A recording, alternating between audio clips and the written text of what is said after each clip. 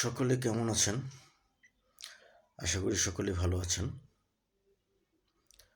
গতকাল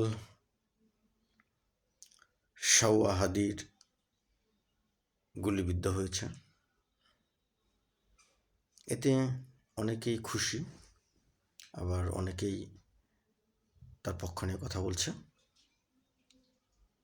কিছু কিছু কথিত মানববাদী বলছে এইভাবে প্রকাশ্যে কাউকে গুলি করা ঠিক না।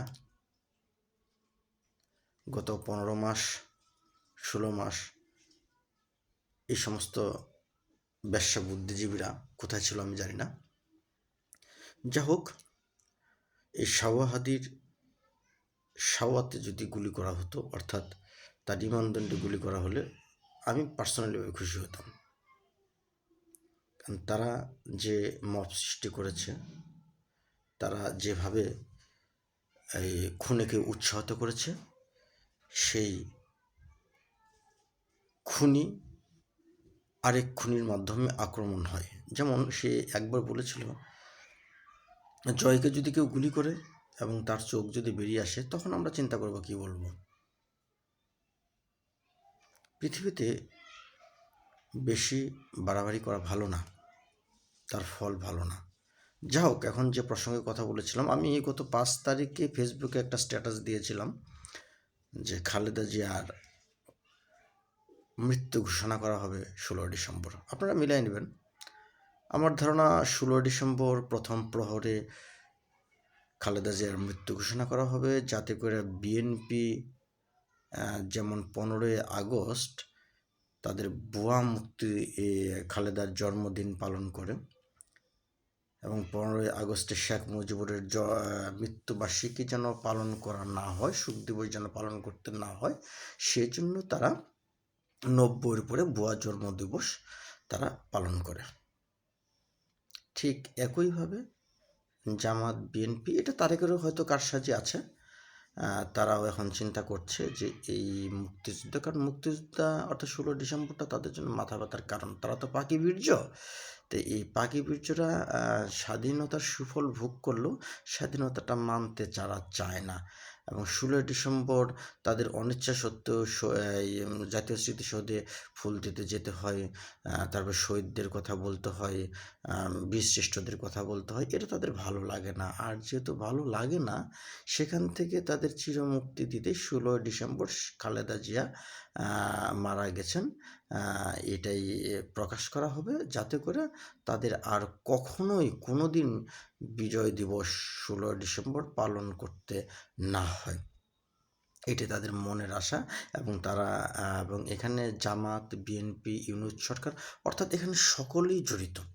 এখানে সকলে জড়িত। একটা বিষয় খেয়াল করবেন যে মাথা মোটা যে বিএনপি, এবং আমি একটা কথা বারবার বলি, যদি ল্যাঙ্গুয়েজটা খারাপ হয়, যে বিএনপিটা আসলে সর্দার বাল গজায়নি, এরা কখনোই গজাবেও না।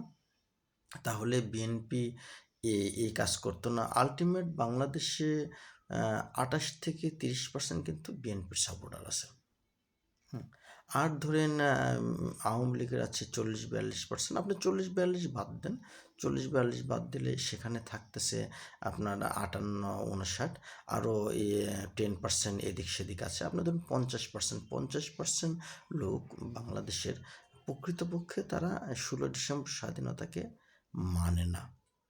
তো আর 50% যারা মানে, ইতিমধ্যে তারা গত 16 মাসে তাদেরকে অনেকটা ভুলিয়ে দেওয়া হয়েছে মুক্তিযোদ্ধা কি, অর্থাৎ মুক্তিযুদ্ধের কথা বলতে তারা পারবে না। তাদের এই প্রিপ্ল্যানে আগামী 5-7 বছরের মধ্যে দেখবেন যে 16 ডিসেম্বর তাদেরকে ভুলিয়ে দেওয়া হবে, এবং এবার থেকে 16 ডিসেম্বর আর পালন করা হবে না। এটা আমি মোটামুটি 100% শিওর।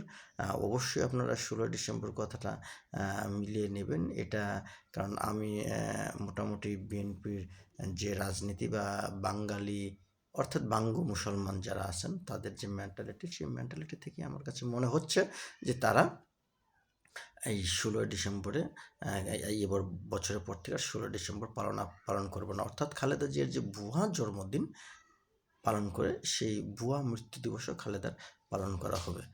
দুর্ভাগ্য যে এই ঘসেটি বেগম এই বাংলাদেশের যে ঘসেটি বেগম, এই ঘসেটি বেগমের মৃত্যু দিনও যেরকম ভুয়া হবে, জন্মদিন তো ভুয়াই, সেটা সকলে প্রমাণিত, ঠিক তেমনই মৃত্যুদিনটাও ভুয়া হবে।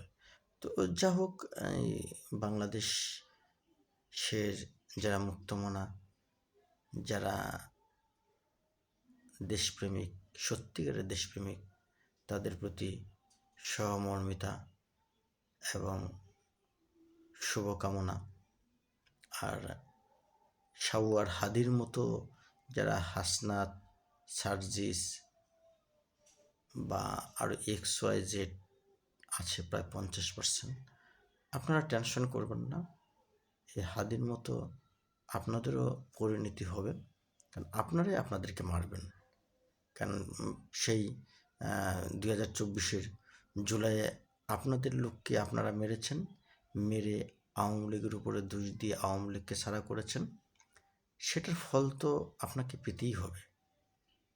অর্থাৎ গাদ্দার আপনার ঘরেই আছে, আপনার পরিবারই আছে। যে গাদ্দারি আপনারা জন্ম দিয়েছেন, সে গাদ্দারিতে আপনাদের মৃত্যু হবে। আর সে মৃত্যুতে সবাই হাসবে। আপনারা যেরকম ভালো মানুষদেরকে মেরে আপনারা হাসতেছেন, আর আপনারা আফসোস করবেন যে আপনাদের ঘরের লোকই আপনাদেরকে মারবে। ধন্যবাদ সকলকে।